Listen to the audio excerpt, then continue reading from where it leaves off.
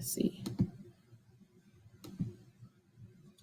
Okay, we are live. We're going to give a few seconds for people to get on before I start talking. I'm going to actually go share it.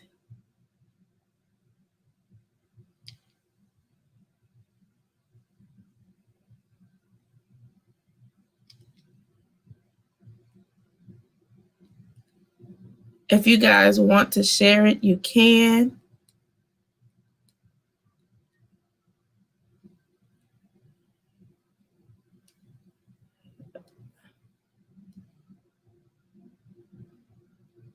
Make sure we're live on YouTube.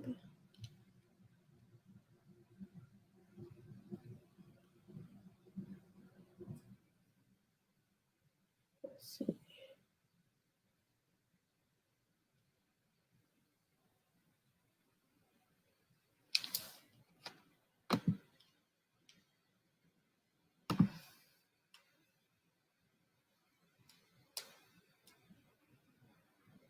Okay, hello, welcome everybody. Thank you for joining us. We're going to give it a few more seconds before we get started.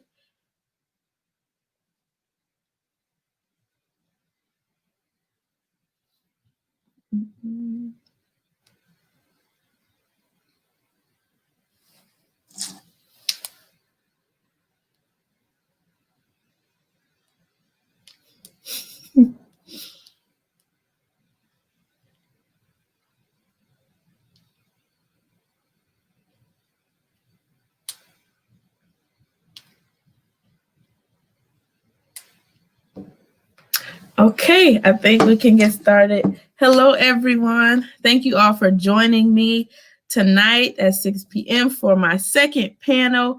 I am Anaya, for those who are not familiar. So we have a great conversation today. I have some amazing panelists. We have Jay, Zaire, Matt, Will, Alan, and Joe. Thank you all again for being a part of this panel today. Each time I get on live, I would like to shout out a small Black business. So today I'm rocking a shirt and it says, "I am programmed to prosper." You can get this shirt at trueempowermenttees.com. Shout out to my mom because that's her business. Woo woo. Yes, so we can just jump right in. My objective today is to bring awareness and shed light on the importance of standing up for our own community. Brotherhood looks different for everyone, and keeping them may look different as well. But it's all important that we have each other's back. While we know that racism still exists in our country, it's very important for us as Black people to unite and to love one another so that the systems against us can no longer divide us. In order to do so, we must discuss the fact that we sometimes sense of division amongst ourselves and we compete with one another. My purpose here today is to educate and enlighten others outside of the African American community, but also in our community, to bring healing and knowledge to my brothers and sisters. Okay, so to jump right in, I would like to start off by reading the Urban Dictionary's definition of being your brother's keeper. And it says, one who protects his brother from the world and other people. And then I looked up keeper's definition. Keeper is a person who manages or looks after something or someone. And with that, I would like to start off by asking, can anyone relate to that or share their own opinion of what I am my Black brother's keeper mean?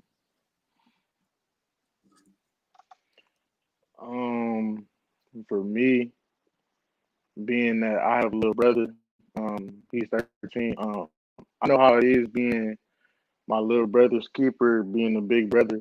You gotta be there for him. You gotta protect him. Like we might be out and we might go to the park and play basketball. You can't let nobody, talk to him any type of way or tell him what to look out for. Like, oh, take your hood off or something like that, because you could get profiled, and the objective is like make it back home, and you might not even do that if you do the simple things like wear a hood or something like that. So it's all about teaching him and educating him, like you said, educating him like what's wrong, what's right, and stuff like that.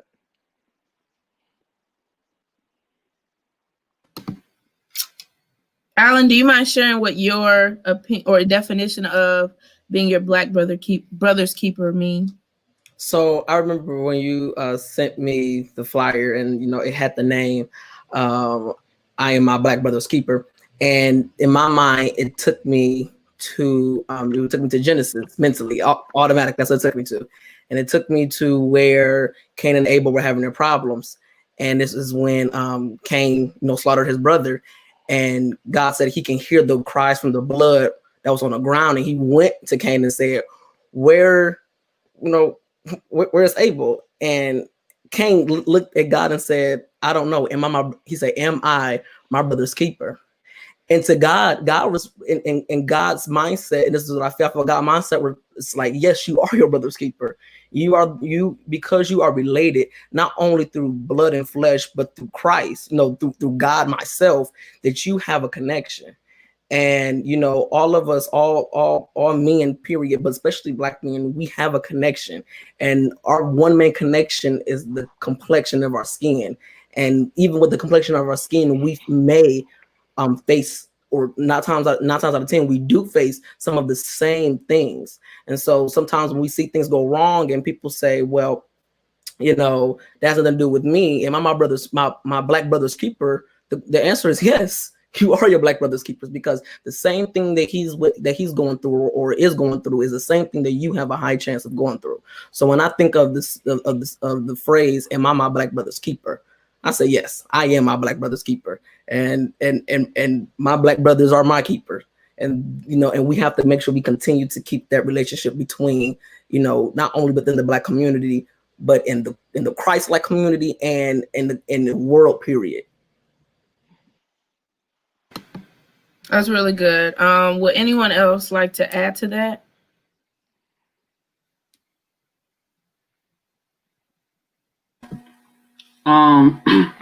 I feel like another thing that comes to mind when I think about like, am I my black brother's keeper, is if you're gonna be like your black brother's keeper, your focus and your like main goal cannot be right in the same way. So like when I say that, I mean you can't say like, okay, I'm my black brother's keeper, but y'all just trying to all just do the same things, so that no one's trying to make the other person better, or no one's trying to, like, you can't be afraid of being convicted, like, or you can't be afraid of like saying like, hey, you need to fix that, like you need to get better. Because my thing is, in our community, the biggest people we can rely on as black men is each other. So it's like, if we're relying on each other, uplifting each other is not just telling everything that you do right. It's saying things that, okay, yeah, you did that right, but also you can do this better. And that's a part of being your black brother's keeper. Keeper is not just like, it's funny when you think of keeper, you think like keep, like stay the same place, but that's not what we're supposed to do. Like if we are a black brother's keeper, we're supposed to be helping each other elevate, get better, reach new heights, prepare for new opportunities, reach new goals and new levels. So it's like, if we're gonna be our black brother's keeper, we can't be trying to walk the same exact life, trying to do the same exact thing. We can walk our paths together, but we can't be trying to walk each other's paths, or we're not going to grow. And we're not keeping anything except keeping us where we're already at in society instead of elevating. That's real good. That is really good. Will, were you going to say something? No? Okay. I wanted to read this theory that I found, and it's called post-traumatic slave syndrome. And it's a condition that exists as a consequence of centuries of slavery, followed by institutionalized racism and oppression, have resulted in multi-generational adaptive behavior. Some positive behaviors are resilience, and others are harmful and destructive. So how do you see the harmful and destructive behaviors that we have, but also some of the strength and resilience behaviors that we have? I would say This is probably like one of the biggest topics I've been seeing about the Black community on social media and such, but like mental health. I think, you're talking about resilience. Like, I think the resilience is like, I don't know how to describe it. It's like a good thing sometimes. We fight through things that, that might be hard and fight over obstacles. But at the same time, when say we might need to depend on somebody, like we might be going through it and might be wanting to give up. And a lot of people got these expectations of us as Black people, including ourselves, like Black people, that don't allow us to like actually acknowledge and deal with our problems when it comes to mental health. I actually like worked at a middle school this past summer, and we had a lot of conversations about it's a middle school in Chicago. We had a lot of conversations about like the trauma and like problems living like on like the south and west side of Chicago causes a lot of these kids, but they don't have anybody to turn to really like talk about it, because everybody just expects like these students to be like used to it or okay with it, and they go through these things and then they expect it to go to school and read a book about whatever, and like that's obviously not what's the first thing on their mind when they're dealing with the things that they're dealing with. But it's just another thing in our community. Like, it's good sometimes, but it's bad at other times. I like that you brought up mental health, and I wanted to first. Did anyone want to piggyback off of that before I ask a follow-up question? Go ahead, Will.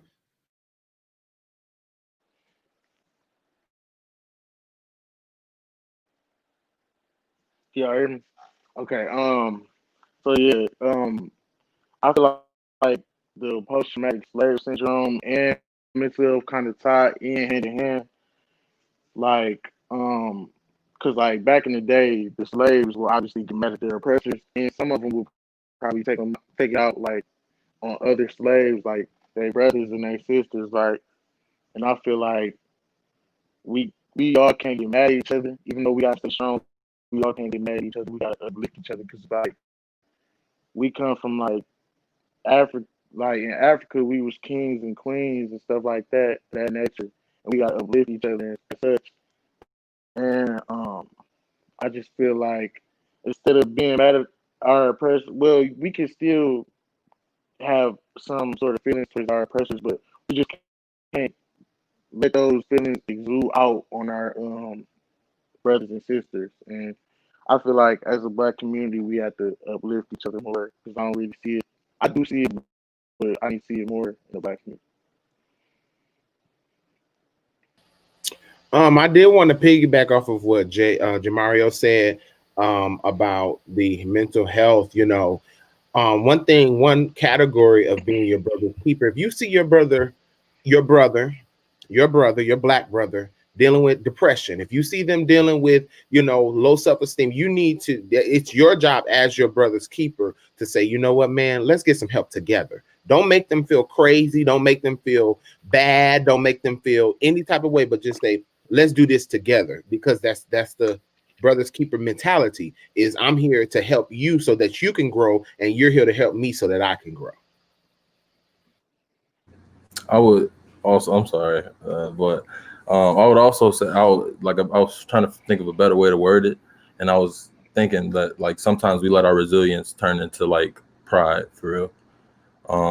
Like we don't want people to see that we're weak, or we don't want people to see that like we're going through things. So we just kind of like carry it all on our back and like, oh yeah, I'm fine. And eventually, obviously, you can't,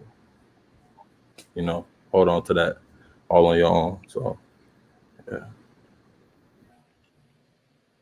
But I think that's a good point, just because it's like, to me, in the Black community, it's like, so there was a period of time where as Black men, it's like we had to be resilient. Like we didn't have time to think about our mental health. It was many years ago, but because of that, it's kind of just become a program thing, as to where now it's just how it's like the expectation of Black men in the Black community. And it just gets passed down from generation to generation to generation. That's how you deal with stuff. And so now we're at a point in the world and society where as Black men we have the time and the opportunity to try to reset and retrain our minds and our mindsets and our ways of thinking.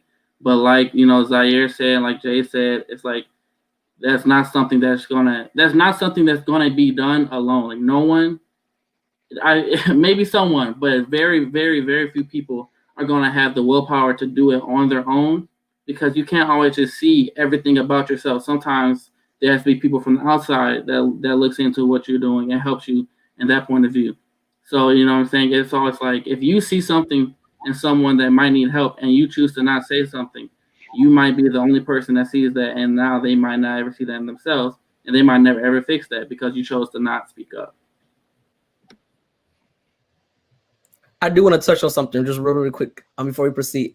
And I think it was Will, and he touched on something, that a lot of times that we do not touch on. And like, so two things, I do agree with Jay and Z and Matt that, that mental health is a problem, and it really is. And I think it's one person in this world that a lot of people is very controversial, and that's Charlamagne the God, very controversial man. But one thing he is known is about speaking out on Black men's mental health, and that's one thing I really like about him. But when it came to Will said something that really stuck, and he talked about how in the slave times how we were taught to attack each other, right? To go against each other. And I don't know. And I talked about on the last one, about the Willie Lynch syndrome, and that is a real thing. When you teach a group of people to despise each other, to despise their families and their loved ones based on genetics, based on their skin tone, it creates a generation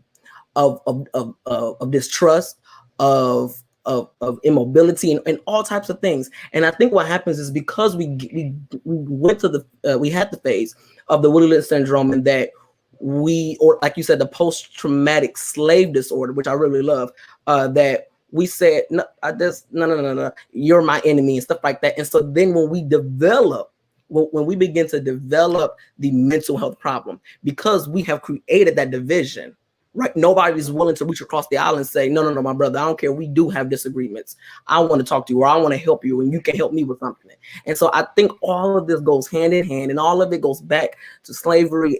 And but one thing we have to do is we have to break out of that. We have to break that generational curse of being afraid of mental health. And we have to break that generational curse of despising our brothers and sisters.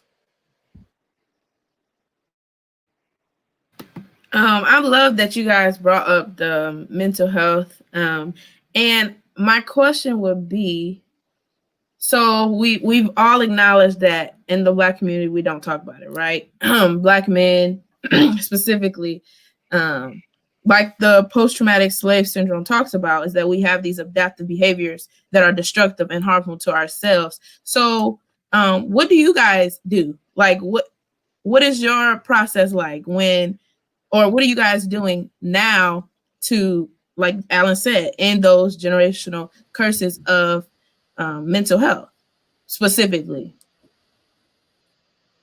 So for me, first thing is, number one is prayer and fasting. I'm a Christian. I'm a man of God, prayer and fasting. But number two is therapy. God placed therapists on this earth to help us. That's just like a doctor. As Christians, a lot of times we're going to pray this spirit away. We can pray it away, but you got to partner what God has placed on this earth with that to defeat that generational curse, to defeat that depression, defeat whatever that is, for you. So go to somebody, find someone that can help you.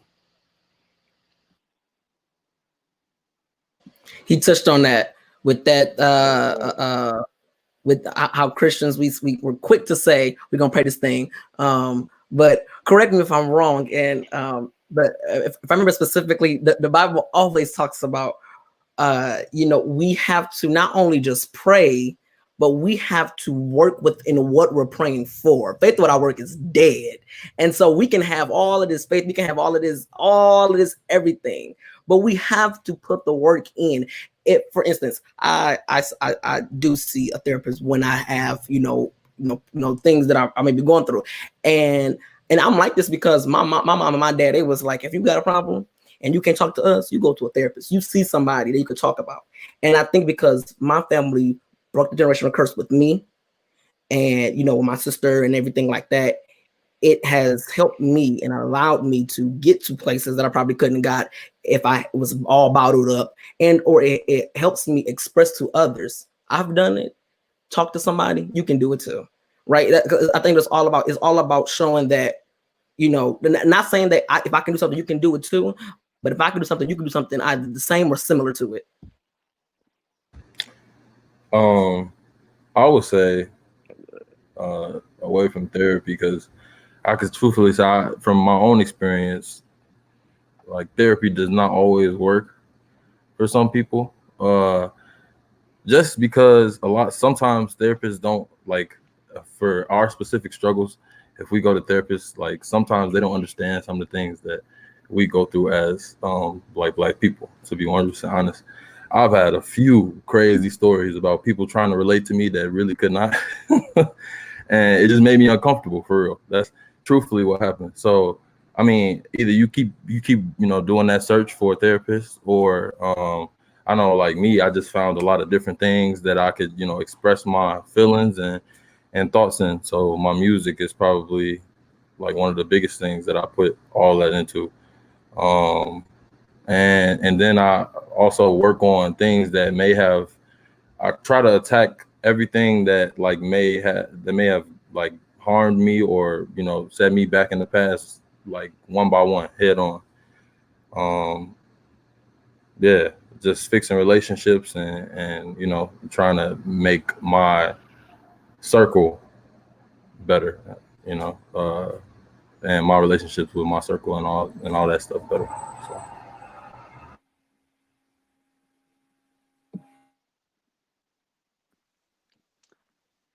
Oh, go ahead, Joe.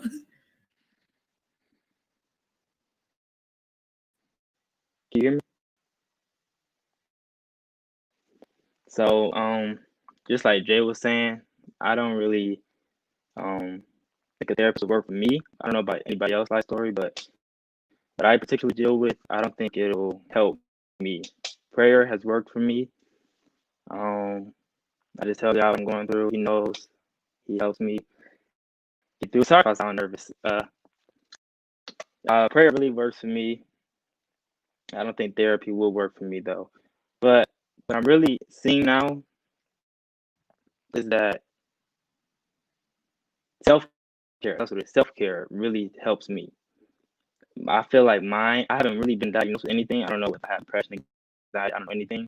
But what I go through, I feel like once I take care of my body and I do some self-care things, like I like to act. So once I start like submitting for auditions or practicing monologues, my joy comes back and I start like feeling better about myself, my self-esteem, everything. So I feel like self-care really needs to come to the Black community as well as men, Black men. Growing up, like manicures, pedicures, it was like thought as gay to get as a man. Now I'm growing up, being more mature. It's not bad to take. It's not gay to take care of your body. You're not gay to take care of your feet. I play football in school. My toes are not the best. I'm not gonna lie to you. I thought about getting a pedicure. I just haven't been yet, but I don't think of it as gay, or I never really liked that. So I feel like self-care really needs to step into the Black community, and people need to take care of themselves, and then everything else will fall into place. That's worked for me.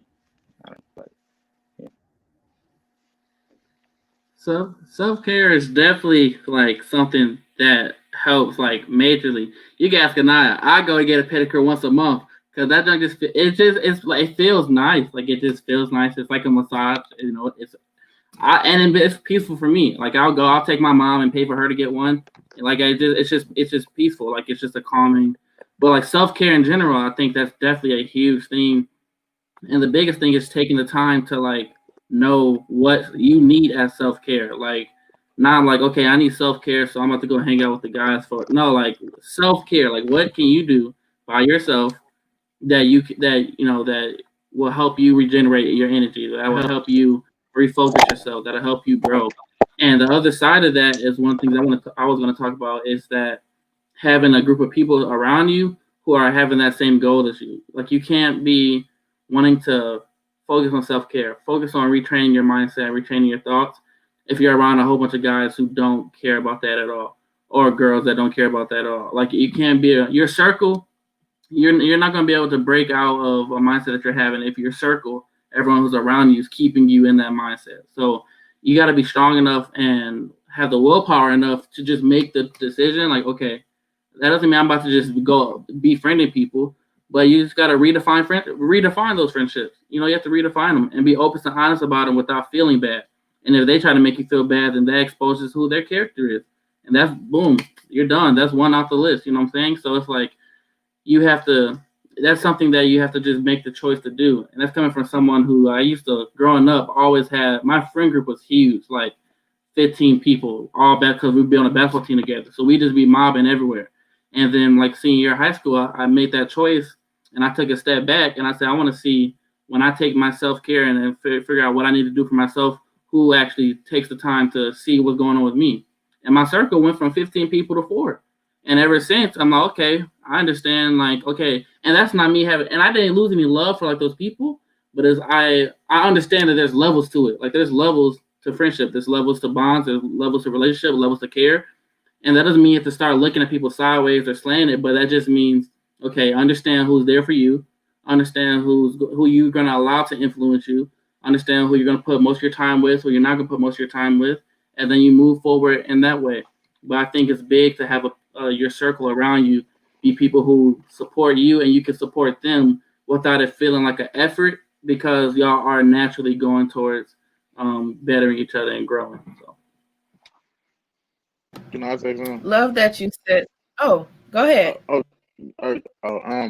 Like Matt said about having a deep circle. Like I over the years, like as I've grown up, I figured that like when I was younger, I was like, yeah, I have so many friends and all that. But when I came to reality, like growing up over the years, I'm like I'd rather have one real friend than like everybody in my face showing fake love and stuff like that. And like Matt said, like it's levels. Like it's this quote, elevation creates separation.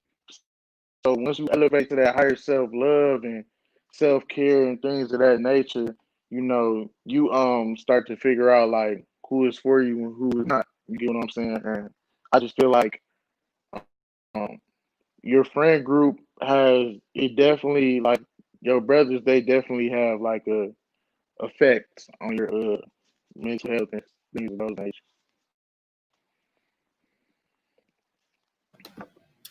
I love that you guys mentioned first the mental health thing and how important having supportive friends are. And to tie it back into the whole being your brother's keeper, what I hear you guys saying is, in order to keep my brother, I must keep myself first. And that's very important. That's very important, especially in the Black community. We sometimes feel like if we put ourselves first, it's selfish. And it's not. We have to put ourselves first so that we can be the best self for others, right?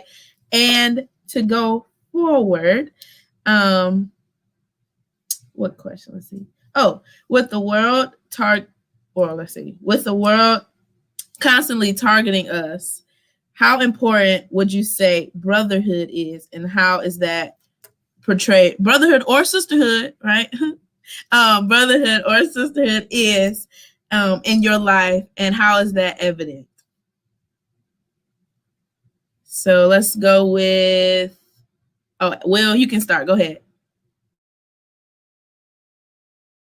Talking about like having deep friends and stuff like that. I just feel like if you like how we said, like we gotta call our brothers out and stuff like that. If we see our brothers doing something that's like not like it's not genuine or it's not real, we have to call them out. We have to hold them accountable. Because self accountability, I feel like that's what really makes you a man. Like self accountability and keeping it real with yourself and not just others, but with yourself. That's the main thing. And like, of course, you can go to your brothers and stuff for like advice and stuff like that, but you just have to, I don't know, you just had to watch out for like toxic traits and stuff like that. I think I will agree on the manner of holding each other accountable. Now, I think right now, like with certain of the racial, with the police brutality and a lot of the racial tensions rising right now, I think right now is the most time that being together, right, moving in a ubiquity, which means that we're everywhere, right? We're everywhere, even though we're everywhere, we're still together, right? And we have to have that stance. And I will agree with the holding each other accountable, but I think that people have went too far, and now we're bashing each other for different things that we may value, right? So, like earlier, I told you guys some of my political beliefs. Sometimes in our community, we bash people for things we disagree with. If it's either politics, sexuality, religion, like regardless of what it is, we're bashing. And see, what that is creating is going back to that separation, that division. We're finding things to divide us. And like I remember it was the thing about Terry Crews. He said something that people didn't like. I really didn't disagree with it, but I really didn't agree with it. Why? Because at the end of the day, that's what he believes. If he believes that, we're moving a certain way and we need to be, careful on the way we're moving, then that was his perspective as a group on us. He never said that, we're doing something completely wrong. He just saying, let's make sure. And because people didn't like what he said or how he said it, it became, we're canceling. And it's cancel culture. This cancel culture is terrible, because what we're doing is we're not realizing it. And I'm gonna say this: we're fighting the white man's battle for them. I didn't want to say that, but I'll just go ahead and say it. When we sit there and say we're going to cancel these people because we don't like what they said or the way they move, what we're doing is, because now I'm not saying all white people are like this. I'm not going to say that. There's some lovely white people out here, but you have some who are up, who are down, who view us in the negative light. And when we sit there and look at each other and say, "Oh, you wrong, you're done, we're canceling you." So then, like we have to get away from that. Now, correction, there's nothing wrong with correcting your brother and your sister on their mistakes, but there's a problem when we begin to bash, right? The Psalms talks about sitting in the seat of the scornful. Like there is a difference between saying, "Hey, hey Matt, you probably shouldn't have said that," versus, "Oh, Matt done said that. Oh, we done with him." Like, we have to get away from that. We have to but we also have to be okay with correction. That's another thing. Like, not only can we make sure we're not bashing, we have to be able to take correction, because we also had a problem. We be like, "Oh, you made my dad." It's like, I don't have to be your dad. I'm your brother. That's the difference.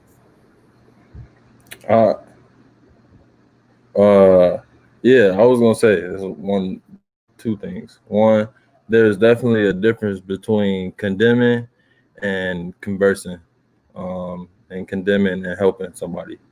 So I think a lot of times we get into, like you said, condemning people and like bashing people for the way that they think or what they believe or things they might have done, instead of actually trying to figure out how we can help them or figure out like positive steps to get somewhere effectively, first. And then second, a lot of times we get so caught up in that, like the bashing and condemning and judging, that we forget that, like, if nobody gonna support us, then like if we're not gonna support each other, then who will? You know what I'm saying? So I think a lot of times I'll be seeing a lot of stuff about, why we so. I've been saying a lot this year about supporting Black businesses and things like that. But at the end of the day, we still got a lot of people in the world who are not willing to support their own, brothers and sisters for small things. Yeah. So. Kind of going off of what Alan said, I thought too that it was a good point. It's just like how, like you kind of mentioned, nowadays you won't even you can get canceled for like doing something like if people don't agree with, but then you also will get canceled for trying to help. Like, and we got to get rid of that too.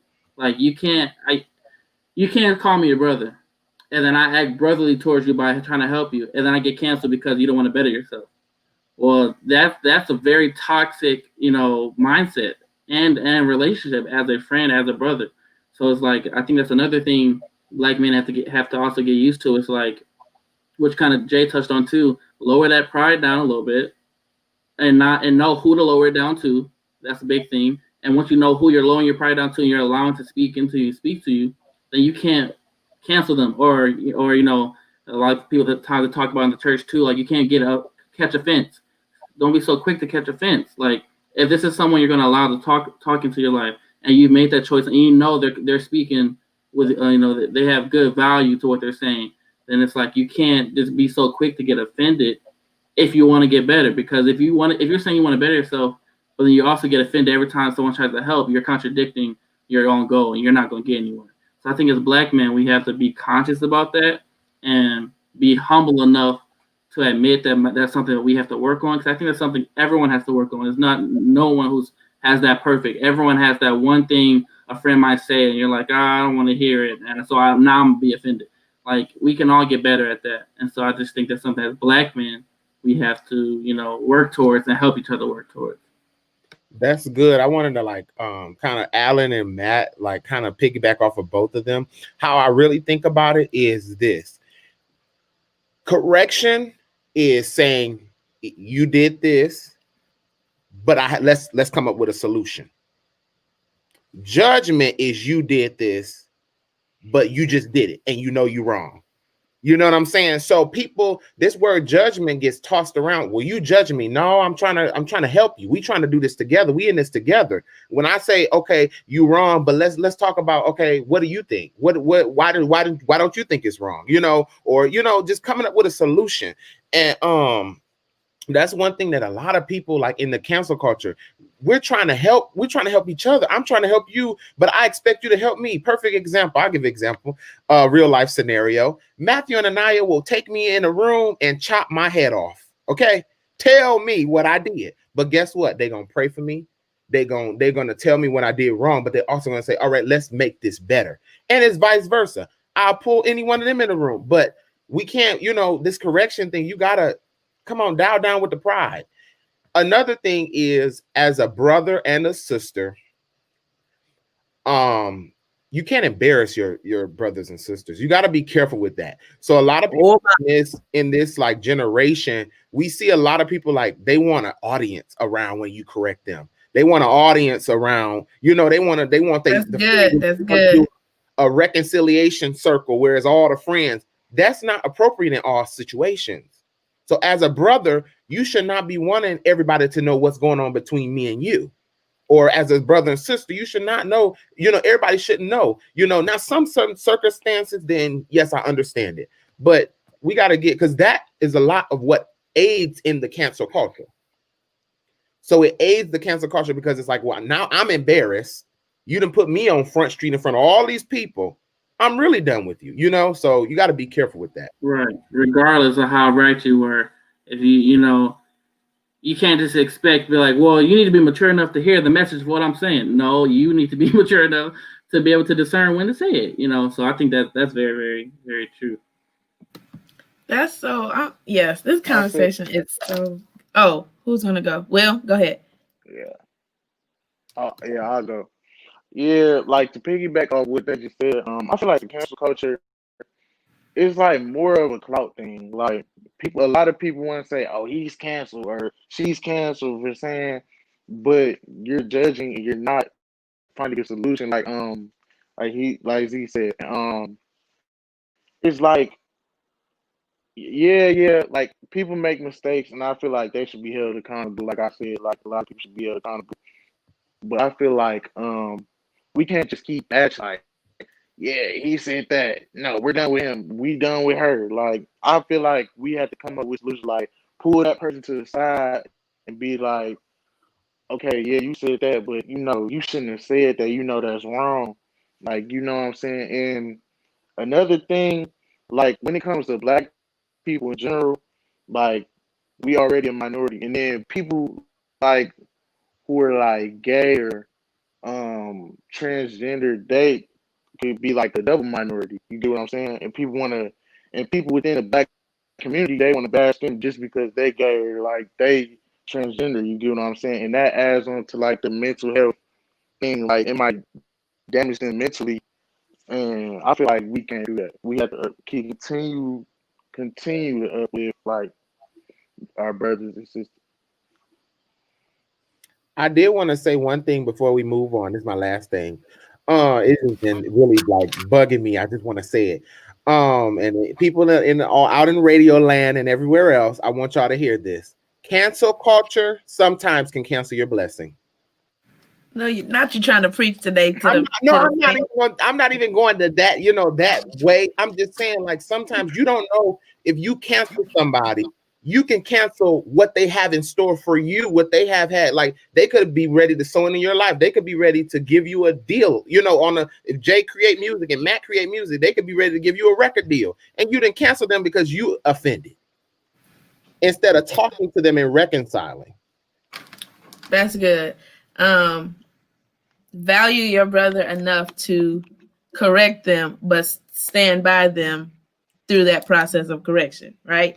And that's really good, because that's really what brother and sisterhood is all about. When I was thinking of this, in my mind, I'm like, okay, I consider Black people to be my brothers and my sisters. So, of course, we don't all share the same makeup blood, but we're brothers and sisters in my eyes. So as a family, I can't choose who my family is, right? I can't pick and choose when I am, if like my brother, if I had a biological brother, if we got into an argument, I can't cancel him. We're stuck, we're in this for life. There's no out, So I think if we get that mindset of Black people being our brothers and our sisters, we stick together, we stand by them. To kind of switch gears just a little bit, to keep the questions going, what are certain standards that society or your family holds you to because you're a Black man? I'll take that one. Okay. Like we said with the mental health, we have to be strong. Well, or like say we feeling sad and Black men, we want to cry, but we can't because you feel me, we men, so we can't cry. That's what I was taught growing up. And I feel like that's the thing we gotta unlearn in the Black community, because that's like a self-destruct. That's like a self-destruct method. Like, if we just keep like holding it in, we bound to explode. You get what I'm saying? And I feel like with therapy, at first I didn't believe in therapy, but me and you, Anaya, we talked about therapy and the pros and cons of it. And I feel like seeing like other celebrities talk about therapy, like I feel like that's much needed for people who like don't have their mental health like all the way. You get what I'm saying?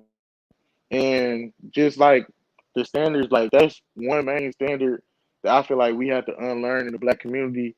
Like, we can't cry or we can't do this because that might be feminine or all the other stuff. And it's just like, do you, like, if you want to cry, like, cry. Like, you get what I'm saying? It's better to let it out than anything.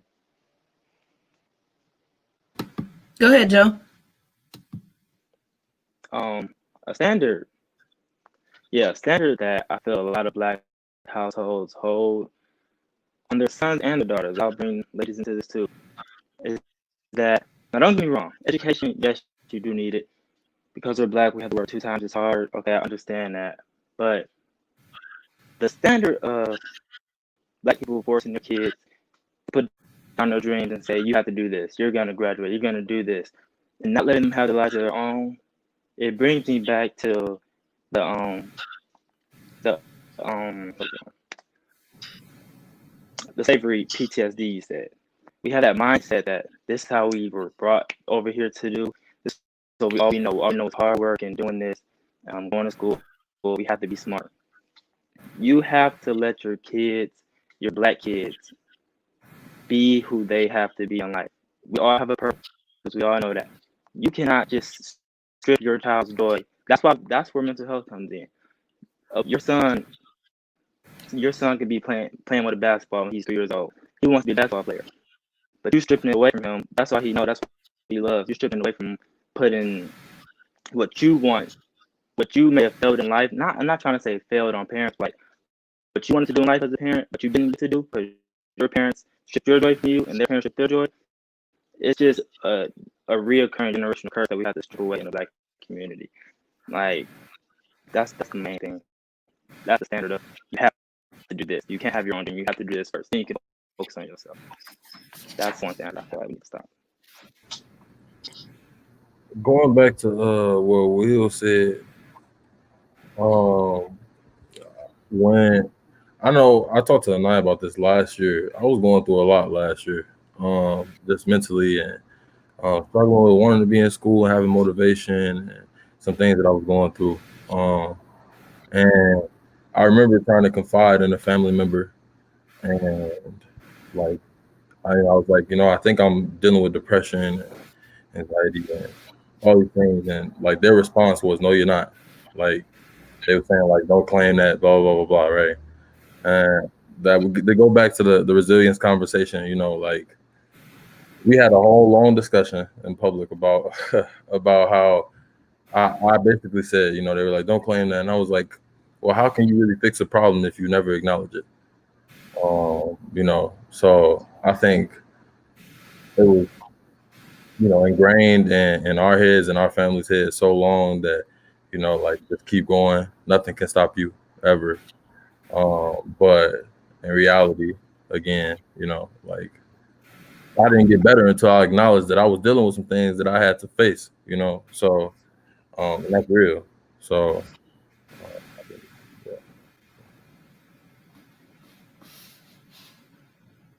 That's good. Would anyone else like to add really quickly? Okay, we can keep going. So we talked about. Oh, okay. Go ahead. Just like I want to piggyback off what Joe said, like how we have to unlearn, like as Black parents, like we have to, well, when we're parents in the future or whatever, we have to unlearn that, like in the Black community, like kids, I don't think a lot of people know this, but kids, they're not dumb. Like they're not slow to learning. Like especially like when you 3 years old, 4 years old, like you like a sponge. That's when kids learn the most. Like that's when they soak in everything that's being taught. And if you say to your son or your daughter, no, you can't be no basketball player, this, that, and the third, they gonna grow up with that stuck in their head, like, oh, I can't be a basketball player, or I can't be an astronaut, or I can't be an engineer because my mama and my daddy said so. So I feel like that's what we have to learn. Okay, I've been wanting to. I was trying to hold my tongue a little bit. I slightly, just a little smidge, just disagree just a little bit what Will and Joe said, just a little bit, not too much. On the fact that I believe that because I'm very big. I'm a very big on education person. I am, but with education, I believe that advancing yourself educationally is not always going to a 4-year institution. It can always be picking up a trade. Going to the military, like finding anything. I think that when I hear some parents, now I'm gonna say all because I heard some parents say, "Nah, you gonna do this. You gonna work in a factory, like stuff like that." Okay, that's no, but certain things like these sports and the entertainment industry, I think that one thing happens is parents realize that this is a 1 in a million chance. And not saying that no child can ever get it, but it's the reality that no parent, as far as parents I have met, no parent wants to see their child broken down. Because think about it. If you go out for a 1 in a million dream and you don't get it, I have literally seen people, I know 40, 50-year-old men who've been trying to become rappers my entire life.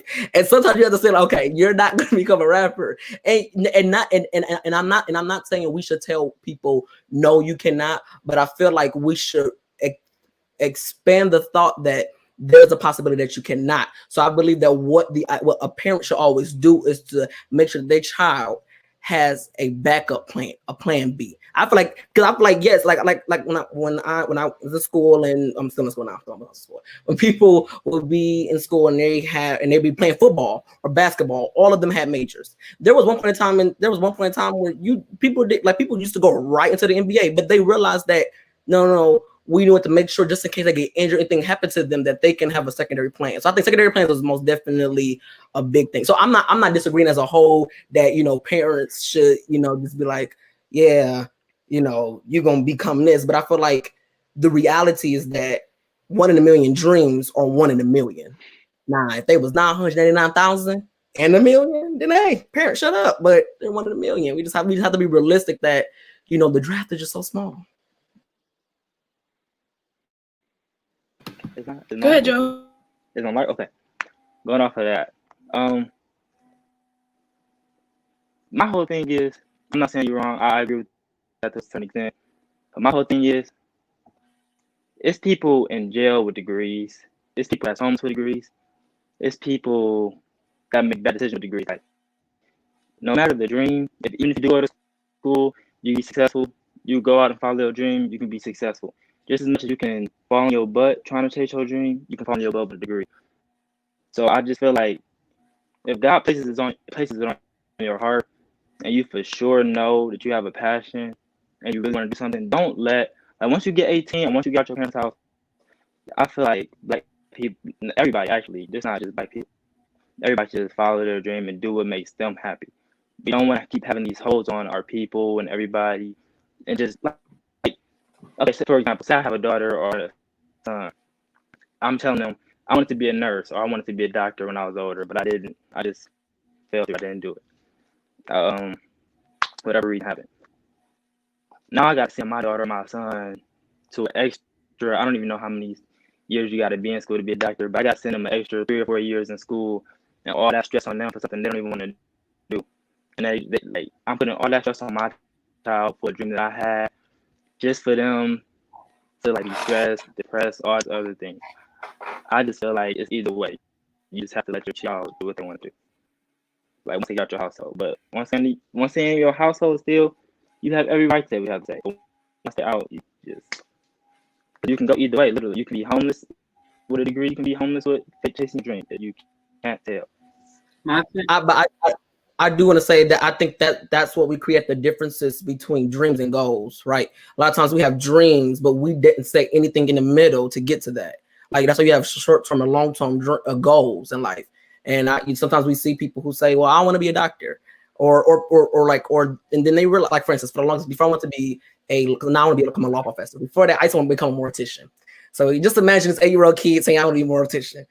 People used to be like, "This kid wants to be a mortician. Like, is he okay?" But the thing was, I had all the steps. I said, "I'm gonna go to this school and I'm gonna do this and I want to do that." And my mom was like, "Okay, as long as you have the steps in between and you have everything figured out." And I was like 8, 9, telling my mom, "I'm going to college, I'm doing this." But and I thank God that my parents were very supportive for whatever I want to do. And but I think that's where parents have to teach more than just dreams, and that you have to set up short-term and long-term goals so you won't have to worry about being homeless with the degree. Because a lot of times, and I'm not saying it's for everybody, but sometimes the reason is because there was no security in certain things for those people. And so then when things became awry, there was nothing to hold them into stability, meaning that they got a degree and they was going towards becoming a doctor or, a doctor or a lawyer. And what happened was they got the first degree. And then instead of trying to, get a job and try to figure things out between that and law school, they just went straight into law school, piling on debt and not thinking about actual goals. And I think that we do have to separate the two between dreams and goals. Dreams disappear once you wake up and goals are set permanently. And I think that's what we have to understand the differences between the two. So like if we're talking about goals, I agree 100%. But we have to separate the difference between things that can vanish and things that cannot. So my only thing I want to add is, for me, there are certain topics where it's like I can think with like a realistic mindset, or I can think of like, this is what we should do. But a topic like this, to me, there's only one common denominator. There's only one sure way to have the right answer, and that's simply to obey God. For me, I'm a Christian.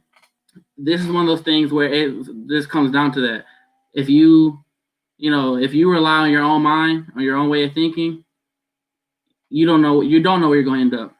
And as parents, that's a very important to have. I thank God I'm blessed to have Christian saved parents, spirit led parents, to where when it's time for me to make a decision, like for going to college, it was as simple as I went to college because I knew that that's what God said. Okay, these are your next steps.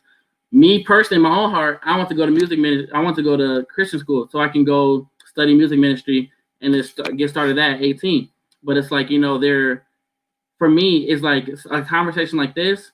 The only answer is you just got to obey God. You have to be able to tune into what God's telling you to do. You have to develop a relationship with God so that you can know whatever choice you're making, whatever route you're going to be taking, it's the right choice when you know that you heard from God. So I know not everyone's saved, not everyone, may not have that relationship. But for me personally, when it comes to a topic like this, you have to obey God. God will tell you if you should go to college, if you shouldn't, what route you should take, what the things you say yes to, the things you say no to. So it's like, for me, it comes straight down to that. You just have to obey God. And you have to be led by God for these type of decisions. Some things you can make that choice on your own, like, okay, yeah, with logically I should do this.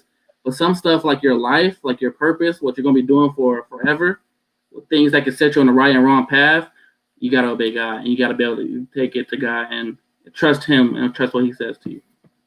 For me. That's good.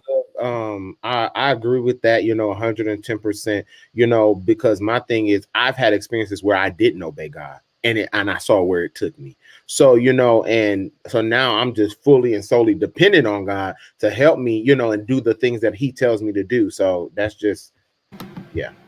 Good. This is such a good conversation. I want to again steer it in another direction. Let's see. Okay, so this is a bit of a long question, so I'm gonna try to get it out and then reiterate if I have to. How do you determine if you're a keeper of your brother? Is there a range of expectations? Is there like a standard you set for a certain type of Black brother? Is there like I said, is there a certain type of Black brother that you will keep and then others that you won't? So how do you necessarily make that distinction, or are you keepers to all? Go ahead, Joe. Simple and easy determination. If I'm going to keep my brother, be my brother's keeper is if I show you one time, and I show you this is the way to go, because I'm not going to tell you something I don't know. If I'm telling you something, I probably already experienced it, or I've seen somebody else experience. So if I tell you something, no, you should do that, or this is what you got to do to survive. You don't listen. Okay, I'm giving you another chance, and I tell you again. Then at that time, if you do your own thing, that's on you. I have no more power over you because I can already see you don't want to listen, and you're gonna do your own thing. You can lead a horse to water, but you can't make it drink. That's my whole thing. So if I'm telling you and you listening, I'm your keeper, because I don't want to see you go down the path that I've seen my other brothers go down. So that's my simple. Yeah, kind of piggybacking off of what Joe said. Shoot, I'm trying to catch my train of thought. Oh, right. I think the only way to like humbly measure like if you are properly being your brother's keeper is the reflection of you all's lives. So like in time. So it's like I don't think that's something you can determine. Like if you're choosing to determine that just based off, well, I gave you a ride to work the other day, and when you need to get some food, I send you some money. No, that's not. You know what I'm saying? That's just doing acts that anybody could do. A stranger could pay for your meal that you don't know behind you. So I think it's just a matter of time, putting in time, and then over time seeing if we're bettering, then okay, I'm being my brother's keeper. I know that we're keeping each other. If I can see, okay, from this point to this point, we've grown in this way, we've increased in this way. Okay, then yeah, I know I'm being my brother's keeper. And then kind of going off of what Joe said, as far as knowing when to kind of release someone out of having that accountability for them, is like my cousin when she was teaching the word, which I ever since she said it, I always stuck with me, is that if you're comfortable where you're at, then I'm comfortable leaving you there. And it gets to that point, and it's as simple as if we're going to be helping each other, and I'm trying to help you grow, and we're trying to help each other grow, but you're not wanting to move, and you're just comfortable in where you're at because there's no risk, there's no unknown, everything is known. Then if you're comfortable where you are, then I'm comfortable leaving you there, because I'm not gonna make myself stay where you are and not allow myself to grow just because you don't want to grow. So I think there is a fine line between being your brother's keeper, but knowing when, like I said earlier, just to redefine that friendship, redefine that brotherhood. As far as I'm still going to be there, and when you're ready to grow, I'm never going to be like, oh, no, you missed your chance. No, I'm still going to be that person and be able and be willing to help you grow, but I'm not going to stop my growth because you want to be stubborn with yours. For me, I know, I'm not a keeper to all. I'm only a keeper to, and this is a simple answer, to who wants to be. You know what I'm saying? If you want, I'm not going to force you to be my brother. I'm not going to force you to have the mentality of this is my bro.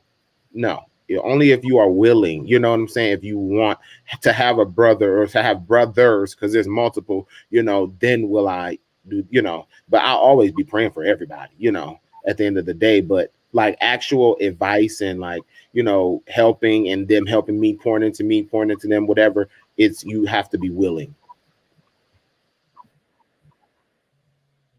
I would say that I am very known, and I try not to be, but that's how God made me, and so obviously it means something. I'm very known for giving sometimes unsolicited advice. If I see somebody going down the wrong, doing something they shouldn't be doing, I don't care if they say, hey, should I be doing that? I'm like, you maybe shouldn't be doing that, because that's not gonna take you down the right path. But then with me, kind of what Joe said, if you say, no, I know what I'm doing, bang, we done. So now I have given you, I remember when when I ran for student government at my old school, and I said something, and I said that as a group of people, we need to be able to give each other the certain tools to be able to build a good foundation. And if I give you the tools and you look at me and you throw them back at me because you don't want them, because you feel like you have all your tools, then then I'm gonna step back and I'm say, okay. Now, what I will say is there are certain people where if I see just how they interact with anybody else, or just how they move, I won't, sad to say, I won't be a brother to them, right? Like I will be a brother in Christ, but I won't be the keeper, because sometimes I have learned and I've understand and I've seen that sometimes people are comfortable, kind of what Matt said, people are comfortable in the lifestyles and in the mindsets they are. And it ain't nothing you can say, do, or look at to change them or to change how they are. And like, for instance, in the community, there was recently one of our famous brothers said something on Twitter not too long ago, and it was a big uproar. I mean, people want to cancel him. And, again, I don't agree with cancel culture, but I do agree with stepping back, because obviously he feels certain type of way, and that possessed him to say that. And, we cannot always, I'm gonna say this, and it's probably gonna sound controversial. We can't be everybody's keeper. And that's just the reality of life. You can't be everybody's friend. You can't be everybody's lover. You can't be everybody. You cannot be everybody's everything. And you have to be able to pick and choose who keeper you gonna be. Okay. Love that you said that, because when you guys were speaking, what came to me was it's not our responsibility, and our pastor says it. My pastor says it. It's not our responsibility to drag people to their destiny, to their calling. That's not us. As a Black community, we can want to see each other do better. And brotherhood and sisterhood is a great way to do that, to keep each other lifted. But we have to be comfortable saying, okay, you're not ready yet. Your group of people, you're going to get to a point where you're going to need people to get you there. It may not be me. And we have to be okay with that, especially, like I said, as a Black community, we have to be okay with not dragging everybody with us. To just go back to slavery times, we would hate to leave our brothers and sisters back, but some of us was ready to sneak away and go and run for our life. Okay. But we would look back because our brother, or we would think twice because our brother or our sister was hesitant. They didn't want to go. They wanted to stay.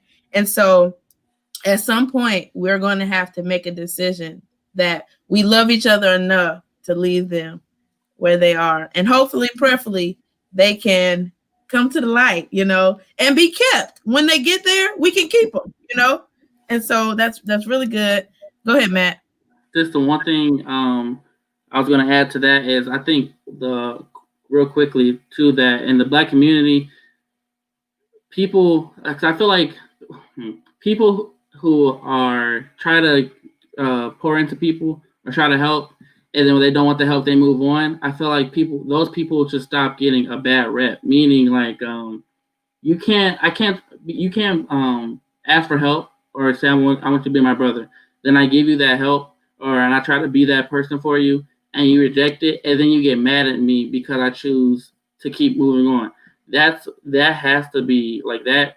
You can't have that mindset, because also you have to think about it from the other aspect. I feel like, just from talking on this panel, I feel like a lot of us are the type of dudes where if we get invested in like a friendship or someone we want to help them, and it's not always easy to move on and just let them stay where they are and us better ourselves. I know, especially I can speak for myself, that's a big thing I had to learn a few years ago, because once I call someone my friend, I get really invested in who they are and their well-being, the betterment of themselves. And there's been times where I've had to redefine that friendship because they want to stay where they were, and I had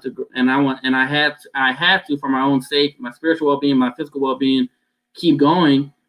And that was a very hard decision for me. So then if that's a hard decision for someone, and then they're also getting a bad rep for doing it, that's worsening, kind of going back to their mental health and their mental state. Because now it's like, okay, I know I need to be moving on and moving better, but now I'm feeling being guilt tripped for making it seem like I'm just leaving someone in the past. And so it's like, you can't be someone who's not willing to accept help or not willing to accept a brotherhood and then condemn them for moving on and not allowing you to hold them down. So I think in the Black community, that's something that we also have to, better in. Will, were you going to say something? Yeah. So like, it's kind of like Matt said, it's kind of hard, like trying to let somebody go when you got some stuff on them. But you got to do it.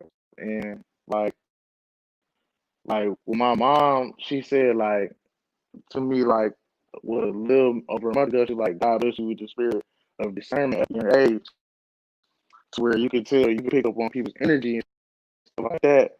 And like, it's all about an energy thing. Like, if you feel the energy isn't there, I feel like that's when you should definitely let somebody go. Like, just like what Alex said about with the tools, like, if they don't want help, that's basically them having the tools to destroy themselves. Like, and at that point, you can't be a keeper anymore. Like, and you got to just leave them where they at. Very good. I'm going to try to keep this moving along quickly so we won't be on too long. But I definitely wanted to throw in a few questions about Black women. We're talking a lot about Black men. How do you think, or how do you see Black women playing a role in being our brother's keeper? You want like the truth? Bring it on. Alan. Bring it on, Alan. Yeah, I can give it. So, I think right now, and I'm pretty sure we all have seen it, this little divide that we have in our community right now, where we're seeing it on social media, we're seeing it even in person, where people are making comments such as, Black women have it harder, Black men have it harder, Black men are protecting their Black women, Black women are protecting things like that. Again, like I said, that's when we are fighting their fight for them, when we are self-destructing in our own community. I would say I know a lot of Black women who stand up for Black men on an everyday basis. But again, there are those few bad apples that are out there who are tarnishing the name, and it's just like in the Black in as far as Black men, there are bad apples on the Black men side who are tarnishing the name. And I think that you know, sometimes, and like I told somebody when we were talking, I was talking about somebody about police brutality, and I was telling them, like, granted, there majority of police department may be good cops, but there's scientific proof that if you put a bad apple in a group of good apples, all the good apples become bad. Literally, that's scientifically proven, because what that says is that begins to represent everything. But we have to make sure that in our community that we are not allowing, you know, Fred and you know, John and all of these few other people tarnish their names. And so when it comes to Black women and into the Black community, I think what we are seeing as far as right now is we're seeing a divide, because right now, and I'm trying to find out the best way to say it, but right now we're so busy trying to fight on who has it worse, then how can we make sure that we all have it better? And I think that's what we're seeing right now. We're seeing people saying, no, I had it worse, I'm from the hood, or no, I got it worse, I'm from the suburbs, or I got it worse, I'm a man, you got it worse for your woman. Like, none of that matters, because at the end of the day, to them, we all the same. It ain't no difference into how you look and from where you from and what gender, what you have between your legs. It is literally all the same to them. And so I think we have to just make sure that, you know, and I will say, we do have to make sure that we protect our women more, you know, because there are little blind spots that we miss, right? Because we think, oh, we got them, so now we try to focus on ourselves, but then we forget that we only got her arm and we forgot about the rest of her body. And we have to make sure that we protect her as a whole, right? Because, you know, and I'm not saying, because I know some people are moving away from this type of mindset, but this is how I feel. You know, the men are the protectors, right? The men protect while the women come up with where we go as far as direction, right? And she can't figure out how to direct if we're not protecting her right. If we're not protecting her right and allowing people to come in and demolish what we have. So I think we just have to just make sure that I'm not really preaching. We just have to make sure that we are moving together as an entire community, an entire group. And, you know, and that's even for just Christ-like people, right? You know, including our white sisters and brothers, you know, even including them in the scenario that we all have to move together and stop trying to find these little things that divide us, like gender, race, and all these other things. Like, it's just foolishness and tomfoolery to me.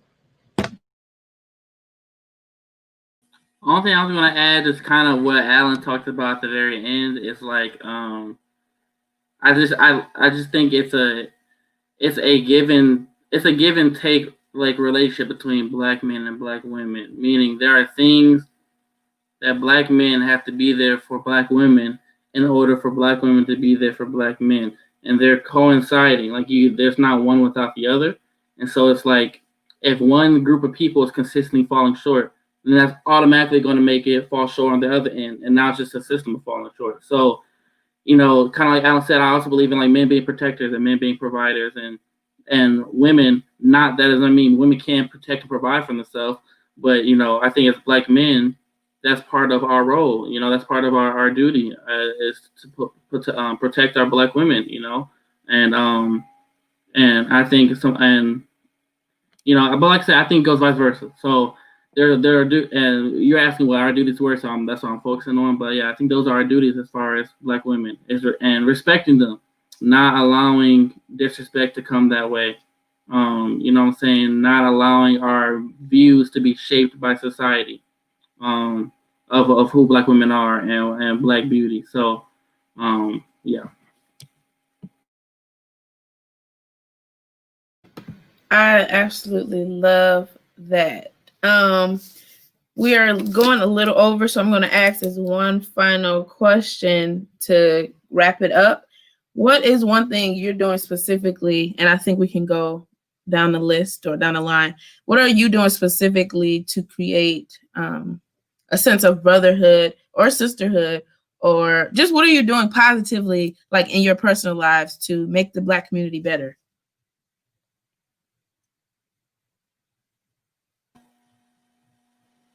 But does Jay want to go since he got to leave?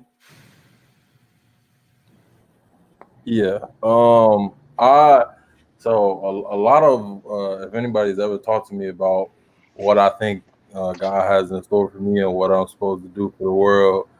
I always talk about mentorship and brotherhood. That's probably the two things I talk about most. So my original plans of my life was to become a lawyer, but recently I've been offered a job to work at my previous middle school when I graduate from here. Long story short, I was explaining to the president that I wanted to create some big mentorship program to give kids on the south and west sides of Chicago opportunities to see the world for something different than they have, their entire life. Whether that be sending them to camps or like in New Hampshire, or sending them to camps at colleges, whatever. Things that, like, I don't know, like I went to boarding school for high school. That's not a thing that most people where I'm from ever have heard of. So just presenting these opportunities to these students and these kids. Man, he was like, this school is a big mentorship program, Mr. Rule. So that was like the first time I ever saw my life like play out right in front of me. Like everything I wanted to do and everything fall into place.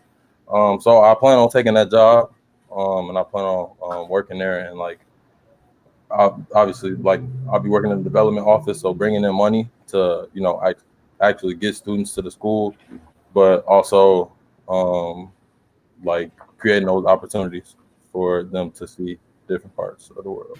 Amazing. Yeah. Awesome. Who wants to go next? That's great. I'll go.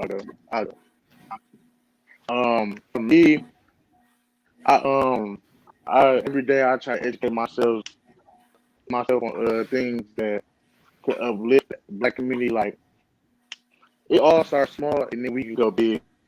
Like with like just seeing like a brother or sister, like seeing like one of my sisters, like, oh, I like her hair, or simple little things like that. That might go a long way for them mentally. You know what I'm saying? That might make their day or something like that.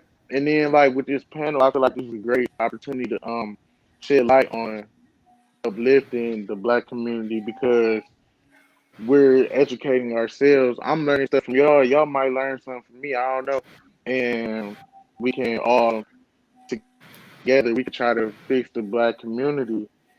And and I'll try to educate like my little brother and my nieces and my nephew, or teach them like what's right and what's wrong, and try to advise them like, don't do this or don't say that, or what I'm saying, try to be a positive role model for them, because I know that they look at me as like a role model, or like, oh, that's uncle, or like, oh, that's a big bro, you know what I'm saying, like, and try to just be a positive role model. And later down the line, like in a year or two, I want to go back to the community, like where I'm from, and go back to where I grew up.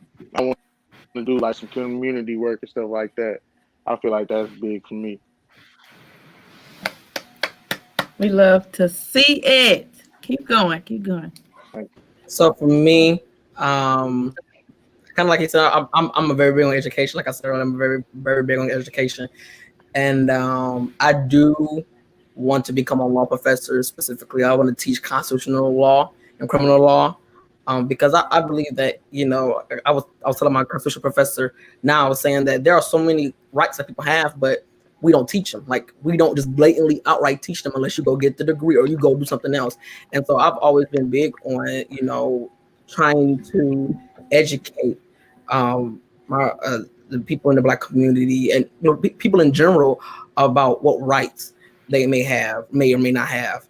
Like what is the law? So like, that's a very big thing to me, because I understand that is something that they have been able to use against us, right, since 1619.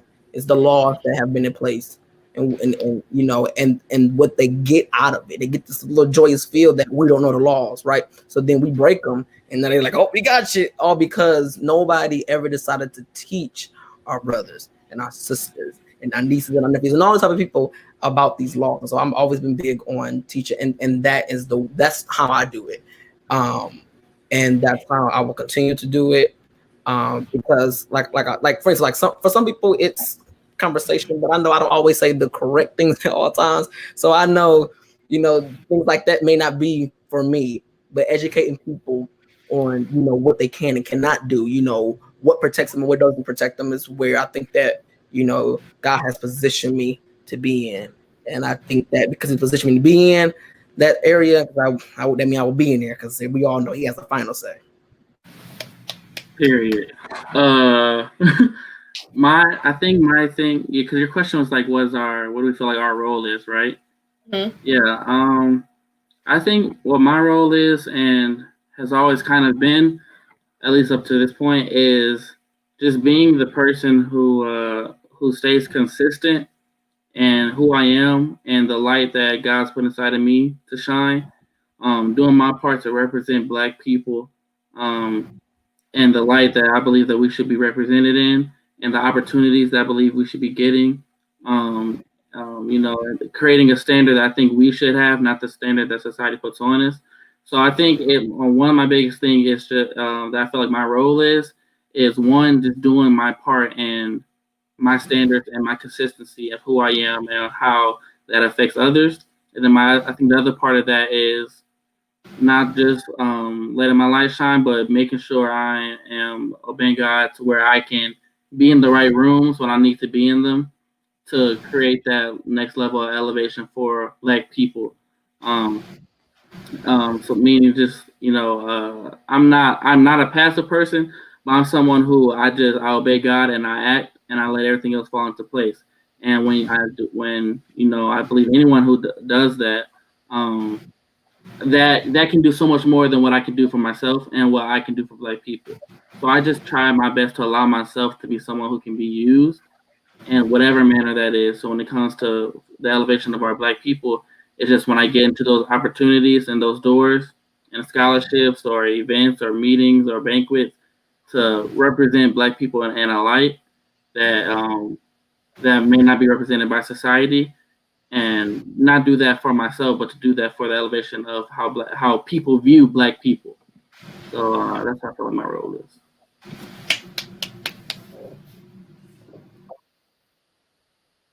I feel like my role, like as of right now, is to be the love and the respect, give people respect that they need. A lot of times that's why Black people fall, because they're not shown love and they're not shown respect. I'm not gonna cuss you out in front of nobody. I'm not gonna, you know what I'm saying, do those things to just call you out of your name, embarrass you, and those things like that. And also with the love aspect, a lot of people they don't receive proper love, like they don't receive someone, hey, I'm just checking on you. How far of ways of just a text saying, I'm just checking on you today. I love you and I'm praying for you. How far that goes. Some people just need that, especially like with what's going on with Corona right now. So that's my right now goal, but or my right now role. But like in the long term, I believe my role is to really just be there, and do my part. And like Matthew said, stay consistent of who I am and who I am, and not only in myself, but in Christ, and show that light that he has given me, and it may not be through preaching or anything like that. It may just be through, singing or just going out and voting how I'm supposed to and putting it online. I voted. Or, just doing my part, those things like that. So, Joe? I feel like my role right now is just being a role model and showing the kids, younger kids and people my age, that it's okay to be yourself. If you have a dream, go for it. I'm trying to be one of the few actors in Michigan to make it out. And my long-term goal will be to place production studio in Michigan, like in Detroit, Metro Detroit, and show the little Black kids that you don't have to always, because everybody now want to move to Georgia, California, showing little Black boys and girls that you don't have to move. I'm putting opportunities right in the city for you. So that's really my goal. Love that. Also, I want to mention, like Zaire said, please vote. Everybody watching, use your voice. It's so important. Election day is around the corner, and especially Black people. Come on, we need to vote. No matter who you vote for, I don't care. Please just execute your right to vote. Okay, to end off, I would just like to end with a few Please. quotes. And one quote is from this lady named Stephanie Lahart, but what she said is coming from my heart. She said, "Dear Black males, our future Black queens, I'm 100% rooting for you. I wholeheartedly believe in you. I deeply care about you. I genuinely love you. And I honestly want to see you succeed in every area of your life." And she may have wrote that, but I mean that from the bottom of my heart. And then one more quote from Denzel Washington. "At the end of the day, it's not about what you have or even what you've accomplished. It's about what you've done with those accomplishments. It's about who you've lifted up and who you made better. It's about giving back." And I think we all mentioned how we plan to do better for us, but also to give back to our community. And that's super important. I want to thank you all, my awesome panelists, for joining me tonight. I think this turned out to be a great conversation, a much needed conversation. And I thank you because I look at you all as very important people in my life. And I just value you all's relationship with me. Again, thank you, panelists. Thank you all for watching. People who may watch later, thank you. You can stay connected with me on Instagram and Facebook at Anaya Lynn, on YouTube at Anaya Lynn Speaks. Go back and watch it. Share the broadcast and keep the conversation going. We want to keep this going. This is important. Hopefully it reaches as many people as it can. And I look forward to talking to you all in my next video or live broadcast. There it is. Bye. Bye. Thank you.